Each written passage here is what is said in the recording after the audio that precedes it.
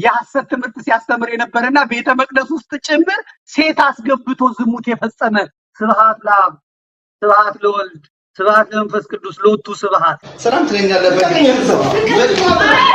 ሰላም አላልክም። ሰላም እያልኩት ምንድን ነው ንቀቱ? ያን ያህል ብቁ የሆነ ገንዘብም የለንም። መጀመሪያ ተነስቼ ለእነሱ ቁርስ እሰራለሁ። ከየት ነው የመጡት? ከየት ነው የተሰባሰቡት? ማን ነው ላያችን ላይ ፈቶ የለቀቃቸው? ጠንካራ ልጅ ሀገር እንደሚረከብ ትውልድ ብዙ ነገር እንደሚያደርጉ ተስፋ አደርጋለሁ። ትንሽ ንገር፣ እናትን ብቻ ስታስታምን በዚህ እድሜ ትንሽ ንገረን። ውድ ቤተሰቦች እንዴት ናችሁ? ሁላችሁም በያላችሁበት ሰላማችሁ ይብዛ። እንግዲህ የቤተክርስቲያን ጉዳይ በጣም አሳሳቢ እየሆነ ሄዷል። ዘመድኩን በጣም ሰቅጣጭ የሆነ ነገር፣ በጣም የሚያሳዝን ነገር አሁን ያወራል። መጀመሪያ የሱን ቪዲዮ እናስቀድምና ወደ ሌሎች ቪዲዮ ደግሞ ወስዳችኋለሁ። ከየት ነው የመጡት? ከየት ነው የተሰባሰቡት? ማን ነው ላያችን ላይ ፈቶ የለቀቃቸው?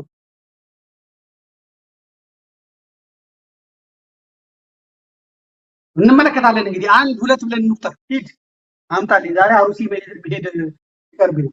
ግለሰቦች አባ ማቴዎስ በአመረኖ ኪዳነ ቤተክርስቲያን የነበረ ለአባ በርተለሜዎስ ከእስልምና ሃይማኖት መጥቶ በተለያዩ አብያተ ክርስቲያናት እየተዘዋወረ የሐሰት ትምህርት ሲያስተምር የነበረና ቤተ መቅደስ ውስጥ ጭምር ሴት አስገብቶ ዝሙት የፈጸመ ስብሐት ለአብ ስብሐት ለወልድ ስብሐት ለመንፈስ ቅዱስ ሎቱ ስብሐት። እስላም ሹሞብን ነግሬያቸዋለሁ እኮ እስላም አምጥቶ ቤተ መቅደስ ጭምር አስገብቶ ዝሙት የፈጸመ ቤት ነው እግዚአብሔር የሚታረቀን ቤት ነው እግዚአብሔር። አባ ጴጥሮስ በተክለ ሃይማኖት ገዳም ተቀምጦ ዝሙት ሲፈጽም የነበረ አባ መልከጼዴቅ በቡንቺዶ ቅድስት ሥላሴ ቤተክርስቲያን በዲማ ወረዳ ቤተ ክህነት ሙሉ በሙሉ የምንፍቅና ትምህርት ሲያስተምር የነበረ አባ ዳንኤል በሕዝብ ፊት ባሮ ወንዝ ላይ ቆቡን ጥሎ ቤተክርስቲያንን ያዋረደ በጥቅሉ ከላይ የተጠቀሱ ግለሰቦች በሊቀ ጳጳሱ አመንኳሽነት በየአጥቢያ ቤተክርስቲያኑ የሐሰት ትምህርትና በግላጭ ዝሙት ሲፈጽሙ ከቆዩ በኋላ ወደ ነበሩበት ተሐድሶና ፕሮቴስታንትነት ተመልሰዋል። መድኃኔዓለም አባቴ መድኃኔዓለም አባቴ ንቀል የጳጳስ ዘንዶ ከቤተ ክርስቲያኒቷ ላይ አባቴ መድኃኔዓለም። ደብረ ዘይት የተሰራው ቤት፣ ኮተቤ የተሰራው ቤት ቪላ የጳጳስ ማለት። በተጨማሪም ታደለ የተባለ በቀን ሰራይ ሲተዳደር የነበረ የመከላከያ ሰራዊትን ተቀላቅሎ እያገለገለ ሳለ አማራ ክልል በሚንቀሳቀሱ ታጣቂዎች ተማርኮ ወደ ተወለደበት ደቡብ ክልል እንዲመለስ ተደርጎ በሚኖርበት መጀመሪያ ላይ በነበራቸው ትውውቅና ስራ እሰጥሃለሁ በማለት ጠርተው አስመጥተው ሳይውል ሳያድር በማመንኮስ እና አባ ኤውስጣቴዎስ የሚል ስም በመስጠት የቅድስት አርሴማ ገዳም አስተዳዳሪ አድርገው ቢመድቡትም ከ6 ወር በላይ ደሞዝ ባለመከፈሉ እና የሚበላው በማጣቱ ገዳሙንም ቆቡንም ጥሎት ተመልሶ ወደ ነበረበት ስራ ተሰማርቶ በመታየቱ የምንኩስናና የቤተ ክርስቲያን ክብር ዝቅ እንዲል አድርጓል። የመድኃኔዓለም ያለ የግል አጃቢዎቹ ከሆኑት መካከል አንደኛ ከግል ጠባቂዎቻቸው መካከል ኤጲሳ ደስታ የፕሮቴስታንት እምነት ተከታይና ዘማሪ የመድኃኔዓለም ያለ። ሁለተኛ ኦሊያድ መብራቱ የተባሉ አጃቢዎቻቸውን ምንም አይነት የቤተ ክህነት ዕውቅና ሳይኖራቸው ጋምቤላ ከተማ ጊዋ ከተባለ ሆቴል ቁርስ ከበሉ በኋላ የዲቁና ማዕረግ ሰጥተው ቤተ መቅደስ ውስጥ አስገብተው አቁርበዋቸዋል። የመድኃኔዓለም ያለ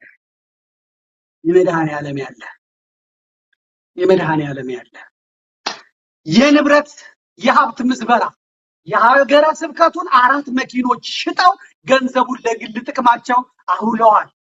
ሁለተኛ ቅድስት ኪዳነ ምሕረት ካቴድራል ቤተክርስቲያን ስትጠቀምበት የነበረውን ግዙፍ የሆነ ለብዙ አገልግሎት የሚውል ከፍተኛ ፓወር የሚያመነጭ ጄኔሬተር ሽጠው ገንዘቡን ለግል ጥቅማቸው አውለውታል። በጣም የሚያሳዝን ነው።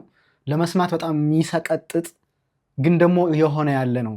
በጣም ነው የሚያሳዝነው። እንደዚህ ሲሆን ትንሽ ቢሆን ኢንፎርሜሽን ለአባቶቻችን ለሲኖዶሱ ይደርሳቸዋል ብዬ አስባለሁ። ይሄ ሁሉ የሚያደርጉት ጥፋት የሚያጠፉትን ሰዎች ተቆጣጥሮ አለመያዝ፣ ከቤተክርስቲያን ውጭ አለማድረግ፣ እንደዚህ መለገጫ ስትሆን ቤተክርስቲያን የማንም መፈንጫ ስትሆን የማያምኑ የመናፍቃን የካህዲያን እግዚአብሔር መኖሩን እንኳን የማያምኑ በዚህ ልክ ግፍ ሲፈጽሙ በዚህ ልክ ቤተክርስቲያንን ሲዳፈሩ እንደው ተጣርቶ መረጃ ተሰብስቦ እነዚህ ሰዎች በሲኖዶስ ተወግዘው ወይም ደግሞ አባቶቻችን የሚደረግ አይዶ ነው ምን እንደሚደረግ ራሱ ግራ ይገባቸዋል። አንዳንዴ ይሄ በደሉ ከመብዛቱ የተነሳ ምን እንደሚደረግ ራሱ አታውቁም። ለምንድን ነው እንደዚህ የሆነብን? ምን ሆነን ነው? እኛስ ምን ሆነን ነው ይሄ ሁሉ እስከሚሆን ድረስ? ምዕመናንስ ምን ሆነው ነው? ካህናት አገልጋይስ ምን ሆነው ነው? አባቶቻችን መነኮሳትስ ምን ሆነው ነው? ስለዚህ ስራችንን ትተናል ማለት እኮ ነው። የቤተክርስቲያን ቤተ ክህነቱ ቶታሊ ስራውን ትተናል ማለት እኮ ነው። ይሄ ሁሉ መቀለጃ እስኪሆን ጭራሽ ከዛው እርስ በርስ እየተሾፈሙ ይሄን ሁሉ የሚቀፍ ለጆሮ የሚሰጠቀጥጥ ማንም የማያደርገው ሊደረግ የማይችል እንደው ባንሰማው ልንልበት የምንችል ነገር ነው እንደዚህ እያደረጉ ያለው። እንቀጥል። ሶስተኛ የሀገረ ስብከቱን መገልገያ ሞተር ሽጠው ገንዘቡን ለግል ጥቅማቸው ተጠቅመዋል። አራተኛ ለአቡነ ተክለ ሃይማኖት ገዳም የህንፃ ግንባታ ተብሎ ከህዝበ ክርስቲያን በተሰበሰበ ገንዘብ የተመረተ ብሎኬት ከጋምቤላ ክልል ውጪ ጭነው ወስደዋል። አምስተኛ የዳግማዊ ደብረ ዳሞ ጀጀቢ አቡነ አረጋዊ ቤተክርስቲያን በአክሱም ጽዮን ዲዛይን ለመገንባት ታስቦ ተክለ ብርሃን አምባዬ ኮንስትራክሽን በድጋፍ የተገኘ ባለ 24 የቱርክ ፌሮ ብረት ከጋምቤላ ክልል ውጪ ሙሉ ኤፍኤስአር መኪና ጭነው ወስደዋል። ስድስተኛ በውድ ገንዘብ የተገዛ የድንጋይ ጠጠር እንዲሁም ሌሎች የግንባታ ግብአቶች ሙሉ በሙሉ ተጭነው ተወስደዋል። ሰባተኛ የሀገረ ስብከቱ ንብረት 4 ተሽከርካሪ መኪናዎች ሙሉ ሞተር ሳይክል ተሽከርካሪ ተወስዷል።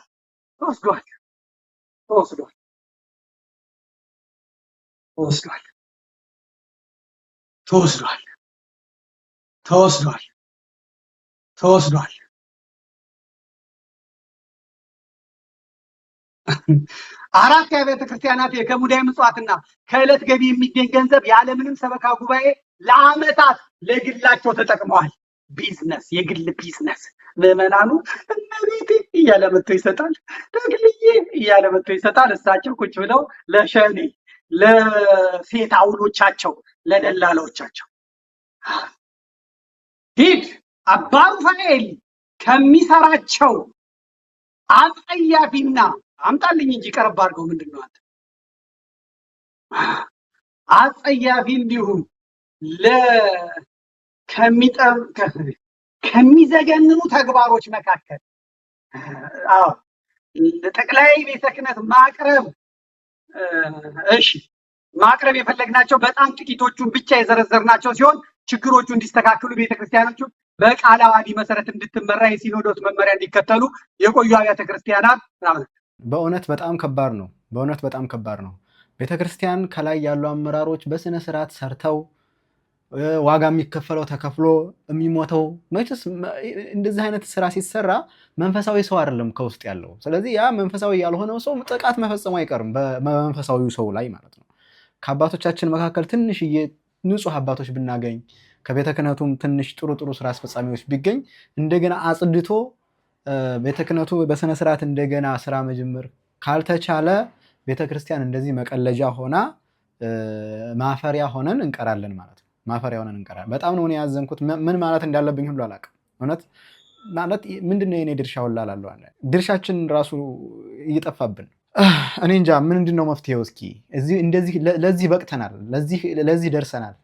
ከዚህ የከፋ ሁሉ አለ ያወጣለው ገና እያለ ነው። በቪዲዮ ሁሉ ያወጣለው እያለ ነው። ስለዚህ ምንድነው እኛ ልናደርግ የሚገባው? ምንድነው ልንሄደው የሚገባው ስቴፕ? ቤተክርስቲያን ነፃ እንድትወጣ ከእንደዚህ አይነት ወንበዴዎች እንድትላቀቅ ምንድነው ማድረግ ያለብን? እኔ ሐሳባችሁን ኮሜንት ውድ ኦርቶዶክሳውያን በተለይ ሐሳባችሁን በኮሜንት ታስቀምጡልኝ ደስ ይለኛል። ያን ያህል ብቁ የሆነ ገንዘብም የለንም። መጀመሪያ ተነስቼ ለእነሱ ቁርስ እሰራለሁ። ከዛ በኋላ ቁርስም ከሰራ በኋላ ለእናቴም ትንሽ አጥሚት እሰራለሁ። ጠንካራ ልጅ ሀገር እንደሚረከብ ትውልድ ብዙ ነገር እንደሚያደርጉ ተስፋ አደርጋለሁ። እኔ ነበር ያስታመምኳት። እናት አባት ኖሮት የሚያድግ ልጅና በዚህ ሁሉ ፈተና ውስጥ ሆኖ ህመሙን የቤቱን ስቃይ ተሸክሞ እንደሚኖር ልጅ በጣም ብዙ ልዩነት ያለ ይመስለኛል። ከታመመች በኋላ አንድ ቀን ተጫውቼ ማላውቀው የተቆፈረ ዲሽ አለ፣ እዛ ላይ ወደቀች። ያ ማታም የምትሞት መስሎኝ ነበረ። ማንም ሰው አጠገቤ አልነበር።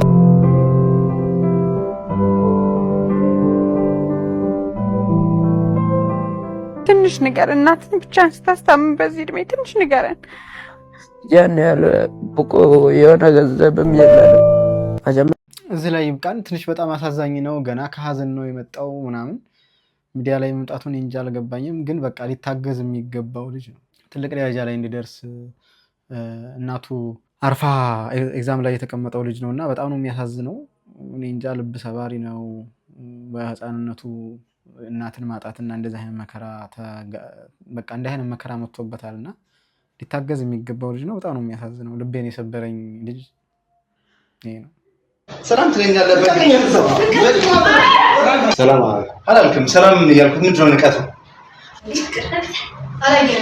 ምን አይንም ገብተው ለሰው ምንድን ነው? አይ ፊልም ላይ ማቀው አደንቀዋለሁና ሰላም ስለው ንቀት እናደው ነው። አታ አባቴ እንደዚህ አይነት ነገር አላቀም። ባህሪ ማንኛ ካለ እሱ ጋር ያወራል። አይ እሱ ሌላ አይሆን። ሰላም መጥሽን ትማታለህ። ሰላም እያልኩ ነው አይደል? አይ አይወልም። አንደኛ ሰላም አይ የኔ ወንድም ሰላም እያለኝ እየሰማሁት ነው እንጂ ንቀት ያስታውቃል። ለምን ሰላም ስለ ሰላም ታው ችግር አለ? ፍቅር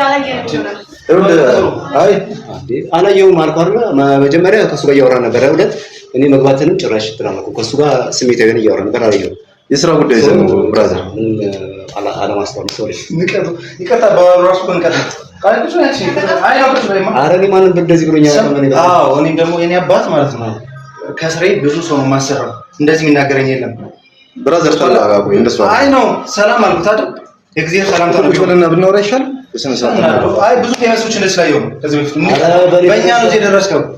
ገብቷል። እኛ ላይ ነው እዚህ ደረስከው ማለት ነው። አንቺ ሌላ ነገር ስለተገባለ ሌላ እኛ እዚህ ሌላ ነገር ስሜታዊ ለምን ትሆናለህ? አላየሁም አይደል? እያወራን ነው ስለ ጉዳይ እያወራን ነው። ስለዚህ አንድ ነገር ልንገርህ፣ እኔ ማንንም ሰው ያቀኛል። በእንደዚህ አንተ ባልከው ልክ እኔ ሰው አሳንሽም አላውቅም አልችልም እንጂ እኔ ማሳነስ ጀመር። አንተ ትተዋወቃላችሁ እንዴ? አይ እንዲህ ነው ማይ አይደል? አየሁ ከተቀመጥክበት ነው ትነሳ። ቆይ እንስዋለን ሰላም ታለ ማለት ይግድ ስማ ያንተ ሰላም ታይቀበል ገብቷላ። ገብቼ ሰላም ስለ ሰላም ለምድሮ ማለት ሰላም አልኩ። ከሰው ጋር እየተነጋገርን አልኩ አይደል? ሌላ ምንድን ነው የምትፈልገው? ምን ልትሆን ይቅርታ አልኩ አይደል? በቃ ሰላም ማለት ግዴታ አለብኝ እንዴ? አይደል? በቃ ስሜታዊ ነበር አይደል? ስሜታዊ ሆኜ እያወራሁ ነበር። አላየሁም ማለት ነው። ምንም ችግር የለም። አንተ ሰላም አልከኝ ትተዋወቅ አይደል? ነገርኩህ። አንተዋወቅማ እግዚአብሔር ሰላም አልከኝ። ማን ነው እሱ ሰላም ማለት? ቢሆን አንተ አርቲስት ነህ። ሰላም ማለት ነበረበት። ሰላም አልኩ እኮ ከዛው ሌላ ምንድን ነው የምትፈልገው አንተ እንዴ? አረ ሰላም አባት ታሪክ ነው የሚያገባኝ እንዴ? ሌላ ነገር ውስጥ ሳንገባ ማለት ነው። ምንድነው? አይቆጭ ቆይ ይቅርታ ካልኩ በኋላ ምን ፈልገው ነው? ይቅርታህን አይደለም ሰላምታ አሁን ነው የፈለኩት አይደል? ሰላም ለምን አትልም? እኔ ስለማደንቅ እስካሁን ያየሁበት ነው እንዲቆጨኝ ያደረገው። ሌላ ነገር ውስጥ ለምን ትገባለህ? ሰላም አይገባማ። ሌላ ነገር ነበር የሚፈጠረው። አትኖርም ነበር እዚህ እንዴ? ምን ማለት ነው? አንተ ሰው ልጅ እኔ ከሴት ጋር ስለሆንኩ ነው። እሺ ብራዘር ሚስቴ ጋር ስለሆንኩ ነው። እንኳን አጥብሬ ነው እንጂ እኮ ምንም አይደለም። አንተ ምንም እኮ ስማ ስሜት አታርገኝ። ገብቼ ሰላም ስለ ለምን ነው ሰላም አትለው? በቃ ወዲያ ሰው ልኮ ነው ወይስ ምን ፈልገህ ነው? ማንም አይልከኝም። ግን ስማ እኔ አደንቅህ ነበር። ካራክተር ውስጥ ካለው የባስክ ችግር ያለበት ሰው እንደሆንክ እንደዚህ አላወቅኩም ነበር። አንተ ምን ነው እንዴ? ኧረ አንቺ አትሳቅ። ሲያናሽ እና መስገንሽ ከሴት ጋር ባልሆን ሌላ ነበር እኮ ከሴት ጋር ሆነ ሌላ ነገር ስለሆነ ስማ ወንድም ይሄ አንተ ነህ ክላር አንተ አክብረ ሰላም ብለኛል። እግዚአብሔር ያክብር። በቃ ለእሱ ሌላ ሀሳብ ላይ ነበር አለ እንጂ እንኳን በመኪና እየሄደም እንደዚህ ሰው አናውቅም። እንደውም ሰላም አይደለም ሌላ ነገር ሰላም አለ። ሌላ ምንድን ነው የፈለግከው? አላውቅም መሰለህ እኮ ስለአንተ ማወቅ አለማወቅ ይጠበቅብኛል። ታውቂኝ እንደዚህ አታወራኝ። ጀመር ቆማ አታወራኝ ነበር። ታውቂኝ እንዴ ስራ ሲኖር አርቲስት ነህ አይደል? አንተ እኛን አታውቅንም። እሺ ዝም ብለው ሁሉም ሰው እኩል ባታወራ ጥሩ ነው። እኔ እኮ የሚያደከኝ ነው የማወቅ እኮ ግዴታ የለብኝ ማለት ምን ፈልገህ ነው? አልገባኝም። ሰላም ስለ በቃ አይደለም ሰላም አይደለም በቃ ሰላም ያለማለት መብት እኮ ነኝ ትለኛለህ። በግድ አይደለም ለምን ሰላም በግድ ነው ሰላም የምትለኝ አይደለም። ለምን ሰላም አይደለም አትልም አይደለም ትግቱ እኛ እዚህ ያድርሰ ነው ሰላም ትለኛለህ። በግድ ይሄ በቃ ቶታሊ ፕራንክ ሳይሆን ዲስሪስፔክት ነው። እንደዚህ አይነት ፕራንክ እንዴት ነው ፕራንክ ሊሆን የሚችለው? በቃ የሚያዝናና የሆነ የተሻለ ፕራንክ ምናምን ቢሆን እሺ እናልፈዋለን ስቀን። ግን ይሄ በክብር ላይ እኮ ነው የመጡት። አሁን አርቲስት ዘላለምን ዲስሪስፔክት አላደረገውም ብላችሁ ታስባላችሁ?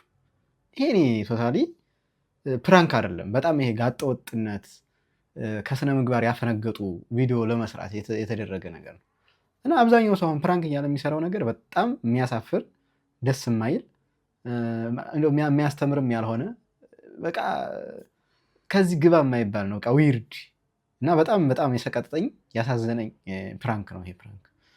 ምክንያቱም በቃ አርቲስቱ መከበር አለበት አይደል? ዲስሪስፔክት መደረግ የለበትም። በዚህ ልክ መሸማቀቅ የለበትም። ምን አይነት ሰው ነው በእግዚአብሔር! በጣም አሳፋሪ ነገር ነው እውነት።